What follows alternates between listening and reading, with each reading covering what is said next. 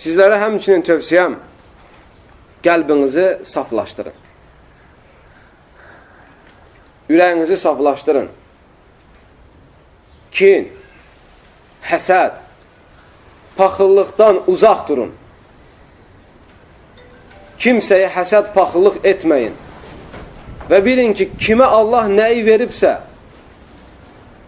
onu Allah Taala özü istəyibdir. Bu Allahın ona etdiyi təqdirdir. Keçmişdə olanı da, gələcəkdə olanı da Allah bilir. Və sən buna etiraz etməklə.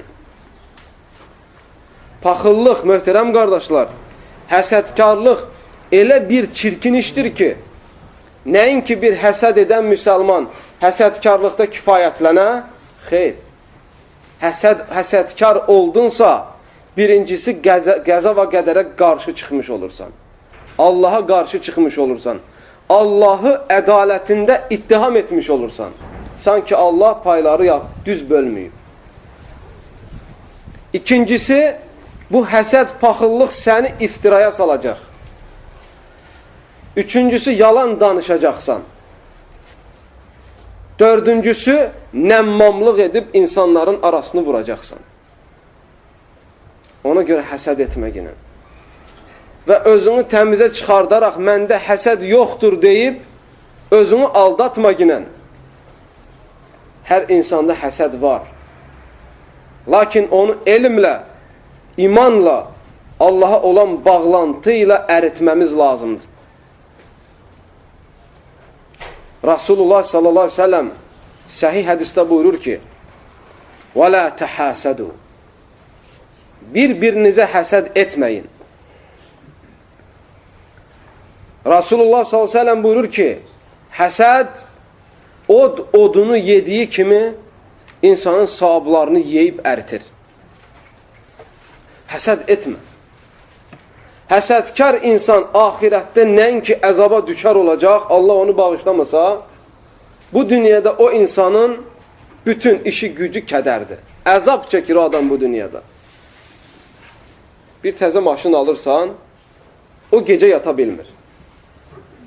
Narahat olur, səhərə kimi ki, ay bu vaxtında bu maşını vuraydı, mən rahat deyəydim. Eşdəndə ki, təkəri partlayıb maşının moreli açılır. Ev tikdirirsən, yata bilmir. Eşitsə ki, birdən evin çartlayıb, gedib cəmaatı qonaqlayır. Həsədkar insanlar, qardaşlar, o qədər çirkin insanlardır ki, o qədər şəxsiyyəti alçaq bir insandır ki, hətta bəzən bilsə ki, sənə zərəl 2 qat olacaq, özünə zərəl gəlməsinə razı qalır. Keçmiş dövrlərdə bir hakim olur, diqqətlə qulaq asın. Ədalətli bir hakim. Və onlar yaşadığı şəhərdə 2 həsədlə tanınmış şəxs olur. Hər kəsə həsəd eləyirlər. Bundan aparır sözü ona çatdırır, ondan aparır sözü buna çatdırır. Bütün şəhəri bir-birindən düşmən eləyiblər. Cəmaatı boğaza yığıblar. Gedirlər, bütün millət gedir, hakimə şikayət edir ki, bu 2 həsədkardan bizi qutarginə, qardaş qardaşla, övlad atayla, qohum əqraba, hamı bir-birindən düşmən olur. Əlimizdə bugün bir şey görsə, onun getməsi üçün aləmi bir-birinə qatır. Hakim göndərir nümayəndəsini, o 2 həsədkarı da gətirir, yanında otuzdurur. Deyir, niyə belə eləyirsiniz? Niyə bu qədər çirkinsiniz? Nəyə görə bu qədər alçaqsınız? Haradadır sizin vicdanınız? Haradadır sizin dininiz, imanınız? İnsanları cana yığmışsınız. İkisi də başını sallayıb hakimin yanında belə dururlar. Hakim deyir ki, sizə mən bir şey deyəcəm. Və bu sizin son həsədiniz olsun. Bir də həsəd etdiyinizi görsəm, eşitsəm, boynunuzu vuracam. Deyir ki, məndən nə istəyirsiniz, istəyin, verəcəm. Təki siz həsəd etməyin. Nə istəyirsən, gözünü aç, mülkümdə, malımda, səltanatım altında nə varsa, İstəyin, verəcəm sizə. Təki həsəd etməyin. Amma bir şərtim var. Hasınız nə istəsəniz, o birisinə 2 qatını verəcəm. Deyir, birinə deyir, başla yine sən. Həsəddir bu. Deyir, mən 1 öy istəyəcəm, ona 2 öy verəcək. Yox, mən istəməyim. Deyir, hakim qardaş, möhtərəm hakim, deyilən birinci o başlasın, deyir. O da narahatdır. Deyir, mən 100 dənə qoyun istəyəcəm, 100 dənə dəvə istəyəcəm, ona 200'ünü verəcək. Deyir, olar mı hakim bəy, ona deyəsən birinci o başlayaq. Burada başlayırlar həsədkarlıq eləməyə. Bunlar öz aralarında, bu buna deyir, o ona deyir, sən başla, o buna deyir, sən başla. Hakim əsəbiləşir, deyir, sakit durun. Tez başlayın, ikinizdən biriniz, yoxsa ikinizin də hökmü ağır olacaq.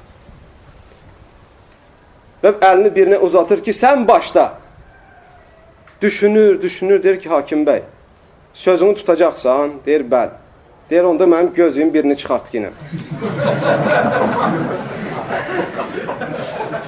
Nə üçün? Onun 2 gözündə çıxardası olacaq. Görürsünüz, qardaşlar, həsədkar insanlar hətta özlərinə müsibət gəlməyə razıdırlar. Bilsələr ki, o birisinə 2 qatı gələcək. Ona görə qəlbimizi saf etməmiz lazımdır. Qəlbi kindən, qüdrətdən, ona buna qarşı haqsız yerə dəlil olmadan kim bəsləməkdən gərək təmizləyək. Ailələrimizi də bu cür, bu əxlaq, bu tərbiyə üzrə tərbiyə edək. Bu bizim dünyamız üçün də xeyirlidir, ahirətimiz üçün də xeyirlidir. Və bu tövsiyəm sonunda demək istəyirəm ki, həyatımızda əxlaqın da böyük əhəmiyyəti və önəmi var. Hər kəslə əxlaq, zövcənlə əxlaq, övladlarınla əxlaq, valideyninlə əxlaq, qonşunla əxlaq, iş yerindəki müdürünlə əxlaq, iş yerindəki şərikinlə əxlaq, hətta səni yolda saxlayan polislə, rəislə əxlaq. Bizdən əxlaq tələb olunur, qardaşlar. Əxlaqlı olmamız lazımdır. Ayşə radiyallahu anhədən soruşurlar ki, Rasulullahın əxlaqını bizə vəsf elə. Ayşə radiyallahu anhə deyir ki, kənə xuluquhu əl-Qur'an. Rasulullahın əxlaqı Qur'an idi. Rasulullahın əxlaqı Qur'an idi. Qur'anda, dinimizdə, hədislərdə gələnlərin biri nədir? Əl-muslimu mən səliməl-muslimunə min lisanihi və yədih. Həqiqi müsəlman o kəsdir ki, nə əlindən, nə də dilindən başqa müsəlmanlar əziyyət çəkmir. Əxlaqlı, bizim əxlaqlı olmamız lazımdır. Tərbiyəli olmamız lazımdır. Yüksək mədəniyyət sahibi olmamız lazımdır. Və hər zamana və məkana və şəxsiyyətlərə görə əxlaq işlətməmiz lazımdır. Həsən-ül Basri rahiməhullah deyir ki, Ud'un nəsə bi ə'məlikum, la bi əqvalikum. İnsanları dəvət etmək istədikdə əməllərinizlə, əxlaqlarınızla dəvət edin, sözlərinizlə deyil. Bugün bəzi ailələrdə görürsən ki, valideyn övladının İslamda olmasını istəmir, saqqal buraxmasını istəmir, dindarların yanına getməsini istəmir, məscidə getməyini istəmir. Ola bilsin ki, kimdənsə əxlaqsızlıq görüb ona görə elədi. Və yaxud da öz övladı dindar olduqdan sonra atasına qarşı sərt mövqeyi bəsləyib, əxlaqsızlıq eləyib, ona görə elədi. Xəta müsəlmanda olmamalıdır, qardaşlar. Sən hər kəsə qarşı əxlaq göstər, tərbiyə göstər və saflığını və paklığını və təhəmmülünü göstər. Bunlar fayda verəcək bizlərə. Allahdan istəyirəm ki, bizləri eşitib faydalardan etsin. Bilmədiklərimizi öyrətsin, bildiklərimizə əməl etməyi nəsib eyləsin. Sözlərimizdə və əməllərimizdə ixlas nəsib eyləsin. Allahın gözəl adları ilə, uca sifətləri ilə diləyirəm ki, o yerdə ki, müsəlmanlar əzab əziyyət çəkir, Allah onlara yardım etsin. Xəstə müsəlmanlara Allah şəfa versin. Əsirlikdə olan müsəlmanları Allah əzad eyləsin. Borcu olub, borc içində boğulan qardaşlara Allah yardım eləsin, borcları ödəməsi üçün. Və aqulu mə təsməun və sallallahu və səlləm alə nəbiyyə Muhammed. İxlasla.com saytı tərəfindən təqdim olundu.